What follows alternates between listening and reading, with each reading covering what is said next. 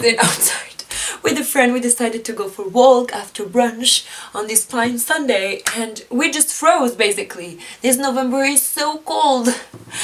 But it's also non-fiction month, yay! So in non-fiction November, the bookish community tries to read and promote non-fiction on social media, and this is me doing my bit. Today I want to talk about some non-fiction I've read and I've loved and recommend them to you. Now I know that by the time this video is going to be up, it's probably going to be the 17th of November, which is way into the month, but still it will still give you some time to maybe pick one or two books and try to read them. Without any further ado, let's get into my non-fiction. Actually, I'm very happy because most of these books already have a full-on review I did on them, so I would just link it out there. And it's also the case for this first one, which is Slouching Towards Bethlehem by the great Joan Didion. This book I've read a while back last year, and it's a collection of essays with different parts. It's divided into many parts, but it's mostly in exploration of the author around her beloved native California, including everything that we don't see, and obviously not the California they show us in the pop culture. It's the California that she knows. It's about living in rural areas, gold mining. It's about the famous essay is the actual Slouching Towards Bethlehem, and that's about the hippie movement and its rise towards the end of the 60s and the beginning of the 70s. She brings a new outlook into drug addiction, juvenile criminality, young people running away from home to form what will after be known as the hippie movement. There's also a lot of outlooks on feminism at the time, on dealing with the family of your own. She speaks also about her experience in writing. There's essays about keeping a notebook. It's such a rich book, not that long, but the essays are really great, really nice, brings a completely new perspective on California of the 60s, early 70s. Very nice. My favorite essay is obviously the Slouching Towards Bethlehem. It's the title of the book, but also of the longest essay and most famous one in this collection. I would highly recommend it. It's lovely, and I think you should go and watch my video because I remember I rambled for so long, so you definitely want to check that out. That's my first recommendation. Next is another one that I loved, and I also have a full-on review which will be linked up here, and it actually fits greatly with November.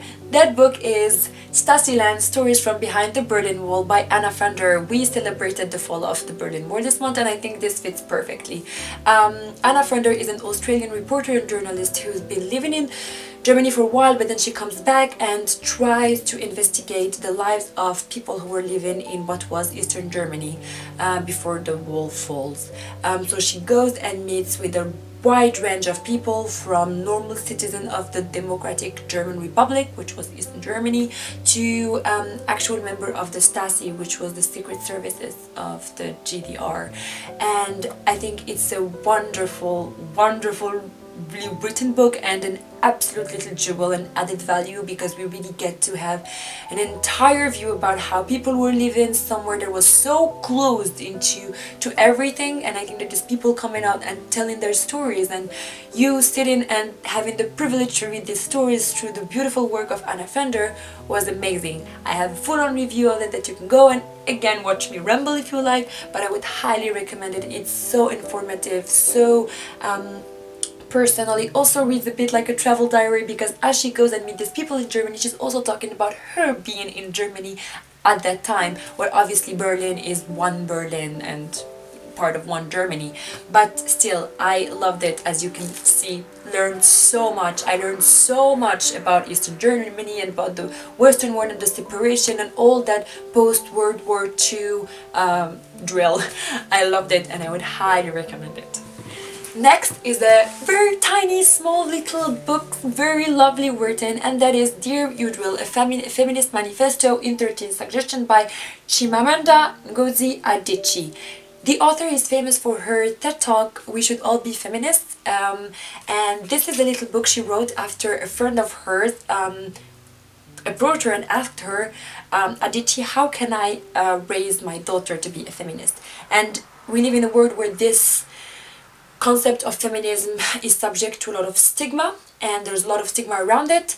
There's a lot of views and perspective around this word. Sometimes it can be taken very negatively, in a very, in not the most positive sense. There's also a lot of aggressivity around this topic, but Adichie, being a scholar, an academic in this area, also a mother, and someone who grew up in a Nigerian family, she really has her way of explaining that in very simple 13 suggestions. Of course, there are areas where I agreed, some where I agreed less, but I think it's a really nice book if you want to just get a sneak peek into what feminism could be looked at, and definitely have your own critical mind with you as you read this. But I think it's rich in point of views and rich in perspectives, and it definitely deserves a read. And it's so tiny, you can read it in a sit on a Sunday. Next is a book that I actually don't have here physically. I think I took it back home in Morocco, and that book spoke to me personally a lot, and I could relate to it a lot as a person, and that book is Quiet, The Power of Introverts in a World That Can't Stop Talking by Susan Cain. Now, I do identify as an introvert. I took every single possible test you could find online about, you know, this a personality test. I also read a lot of articles, and I am definitely an introvert, leaning towards the really all the way to the end of the introversion spectrum, and that's something I've been learning to navigate with in my 20s. But I definitely wanted to learn more about it, and that's what really happens in the book by Susan Cain, where she speaks about introversion as an actual neuropsychological trait, and she explained it using scientific studies from psychology, neuroscience, but sociology as well. She also speaks a lot about how introversion is perceived as something negative up to this point in time, and still maybe.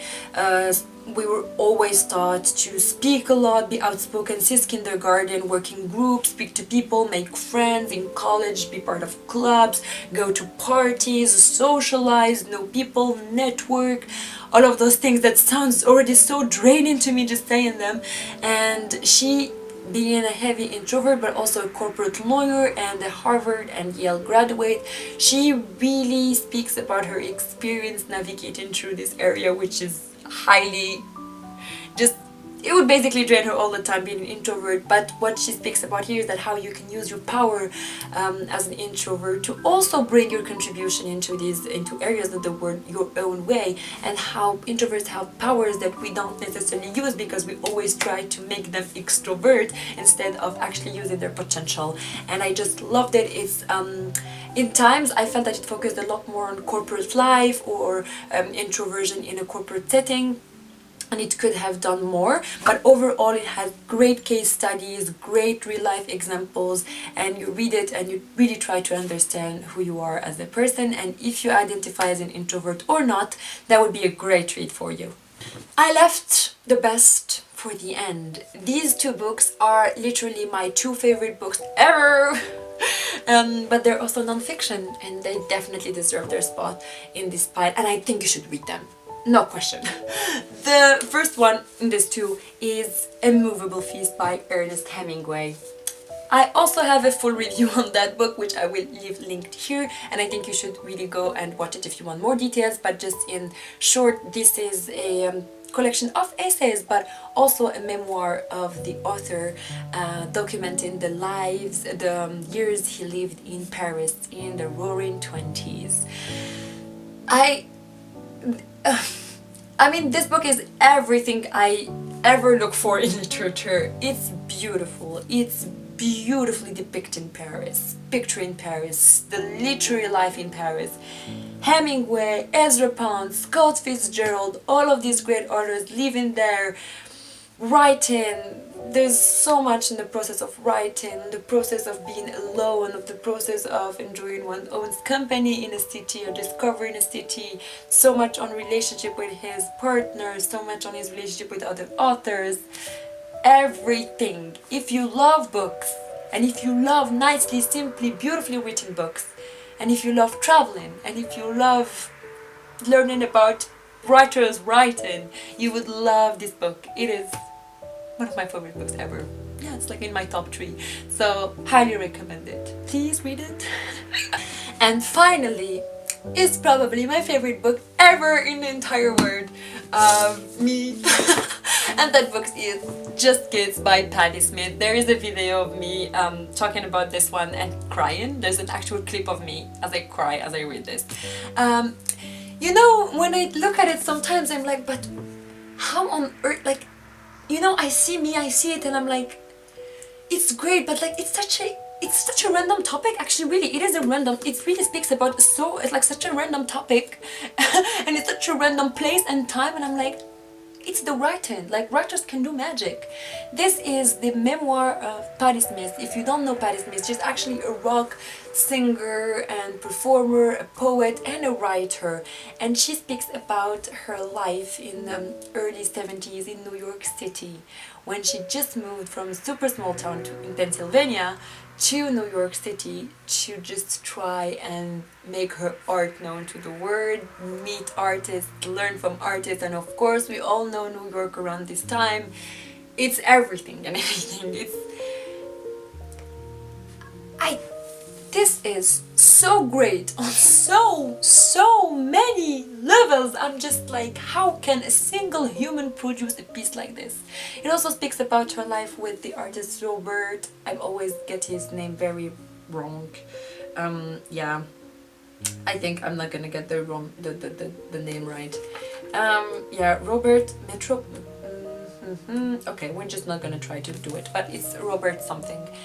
And she speaks about their friendship, about both of them trying to navigate that New York City as kids, trial and errors, mostly errors, something that started as a love story but ended as its self-growth that leads to discovery of like true selves, and an artist's journey with creativity and meeting other artists, growing as an artist, adventures, family, self-reflection, projection into the future, death, drugs, addiction, homosexuality, everything. And it's just this, and I'm like, please, yes, it's beautiful, it's my favorite book ever, and please go and read it. Go and read it and watch my video talking about it. It's great, I love it so much. Please go and read it. So guys, those were my non-fiction recommendations. As I told you, I really think that non-fiction is underappreciated and not shown as much love as it deserves, because we always think there's gonna be something super boring, but it's not, because there are some great humans out there and they have the gift of writing about their lives or about their creative process or about an experience that happened to them, a travel, some years lived somewhere, and then they're like, wow, people could learn so much from this, I'm gonna write a book and make it out there and people can read it and they can fall in love with it, just me with a movable fist or just kids. And you know, it's great because it's humans exist and they bless us with their talent. As of me, I still have not chosen my picks for November, but I have an idea about 2 books I want to read. I will order them soon, because so far I'm just doing the promote part and I still need to get to the actual reading part. Okay guys, have a wonderful, lovely Sunday and a great start into your week. Don't forget to follow me on Instagram and to watch my last video, which is my full recommendation, and to subscribe if you're not already, and I will see you in my next video. Bye!